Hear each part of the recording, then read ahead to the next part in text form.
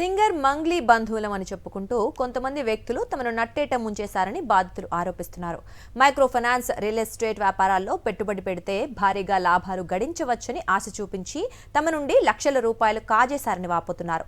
ప్రతి నెల భారీగా వడ్డీలు ఇస్తారని మోసం చేశారని, ప్లాట్లు కూడా ఇస్తామంటూ తమ నుంచి డబ్బులు వసూలు చేసి ఇప్పుడు ముఖం చాటేశారని బాధితులు చెబుతున్నారు.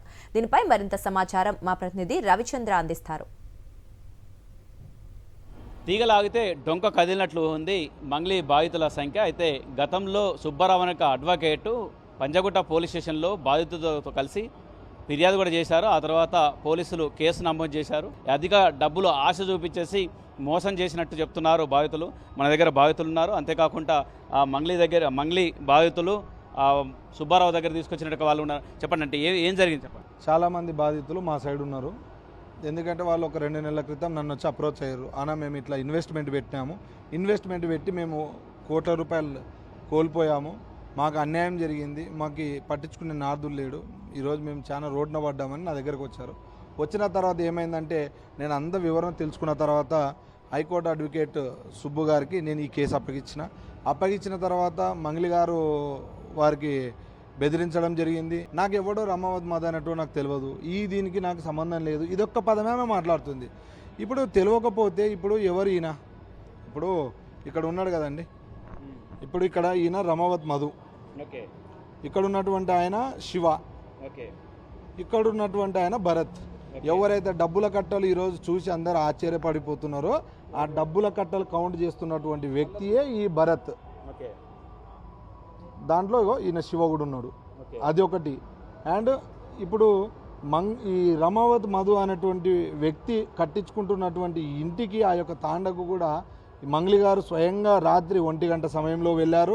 ఇక్కడ ఉన్నటువంటి వాళ్ళు రమావత్ మధు, ఇక్కడ మంగ్లీ గారు అందరూ కూడా మంగ్లీ గారు చెల్లెలు, వీరందరూ కూడా వాళ్ళకి టచ్లోనే ఉన్నారు, వాళ్ళ వెనకాల ఉన్నారు అనేది 100% ఇది ప్రూఫ్.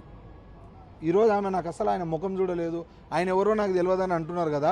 ఒకసారి మంగ్లీ గారు కాల్ డేటా తీసుకోండి, రమావత్ మధు గారు కాల్ డేటా తీసుకుంటే తెలుస్తుంది కదా ఈరోజు దొంగెవరు దొరెవరు అనేది.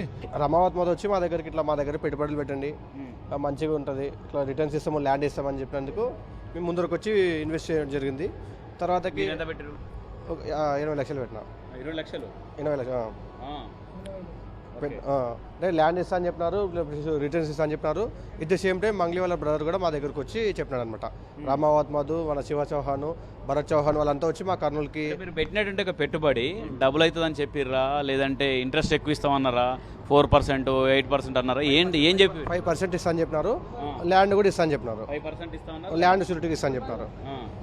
చెప్పేసరికి ఇంకా మేము అందరినీ అబ్జర్వ్ చేసినాం. ఫస్ట్ రమావత్ మధు చెప్పే మాటలు నిజమా కాదా అని చెప్పి ఒక 2-3 మంత్స్ అబ్జర్వ్ చేసినాము. దాంట్లో వాళ్ళ మంగ్లీ వాళ్ళ తమ్ముడు వచ్చి మా దగ్గర చెప్పినారంట సిమెంట్ ఫ్యాక్టరీ తీసుకున్నప్పుడు.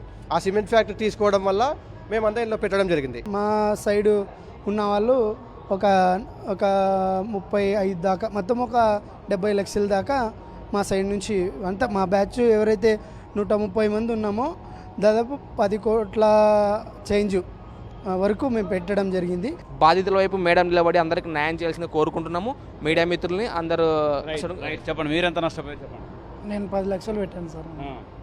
అంటే వీళ్ళందరూ పెట్టారు, వీళ్ళందరూ మా సీనియర్స్. నేను జస్ట్ పెట్టి 2 మంత్స్ అయింది. నేను పెట్టి 2 మంత్స్లో నాకు 2 మంత్స్ వరకు ఇంట్రెస్ట్ ఇచ్చారు. 10 లక్షలు ఇచ్చారు, 1,05,000 దాకా ఇచ్చారు. తర్వాత నెక్స్ట్ మంత్లో ఇంట్రెస్ట్ ఒకటే కాదు, మీకు ఇప్పుడు ఈ నెలలో వచ్చారు కాబట్టి మీకు ప్లాట్ కూడా 2 ప్లాట్ల వరకు ఇస్తామని చెప్పారు వాళ్ళు. ఎక్కువ మంచి ప్లాట్లు వస్తాయి, లేదంటే ఆ సిమెంట్ కంపెనీలో షేర్ ఉంటుంది అనేటికి ఆలోచనతో రకరకాల ఆశలు చూపించేసి ఈ విధంగా మోసం చేశారు. ఇందులో బ్యాక్ ఎండ్గా మంగ్లీ పేరు చెప్పడంతో ఈ విధంగా ఇక మాకేమీ ఇబ్బంది ఉండదు, అన్నీ సజావుగా జరుగుతాయి అనుకున్నారు. కాకపోతే ఈ విధంగా మోసపోయిన తర్వాత ఒకరు కాదు, ఇద్దరు కాదు, 100 మంది ఉన్నారు. వీరి తరఫున పోలీసులు విచారణ చేపడుతున్నారు. విచారణ తర్వాత ఏం జరుగుతుంది, మంగ్లీ ఎపిసోడ్ విషయంలో ఇంకా బయటకు వచ్చేట అంశాలు ఏందనేది వేచి చూడాల్సి ఉంటుంది. కెమెరా పర్సన్ నాయక్తో రవిచంద్ర, సాక్షి టీవీ, హైదరాబాద్.